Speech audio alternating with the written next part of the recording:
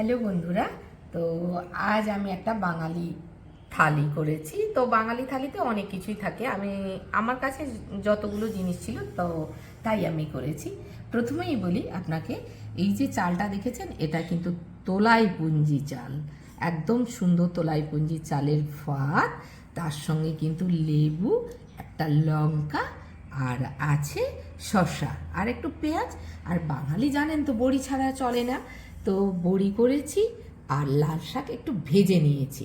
আর এই যে বড়া, এটা কি বলুন তো, সজনে ফুলের বড়া, গরম পড়েছে বেশ ভালো লাগে। আর বেগুন ভাজা, আর গোল গোল বেশ আলু ভাজা, আর আমাদের নিজেদের পুকুরের বাটা মাছ, এই যে ছোট্ট ছোট্ট বাটা মাছ ভাজা। আর কি করেছি বলুন তো, একটু পালং শাক দিয়ে ডাল। আর গরমকাল, এই সবে গরম পড়েছে, শুক্তো ছাড়া মানায় না, একটু দুধ দিয়ে শুক্তো করে ফেলেছি। আর করেছি কি বলুন তো, ডিমের কারি, একটু পাতলা ডিমের কারি, কাঁচা লঙ্কা আর টমেটো পিউরি দিয়ে।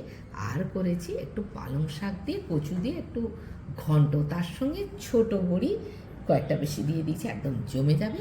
আর একটা মাছের একটু কি বলবো, গায়ে গায়ে ঝাল বলুন যাই বলুন, ওই টমেটো পিউরি আর কালো জিরের ফোড়ন দিয়ে মাছের, কাতলা মাছের ঝাল।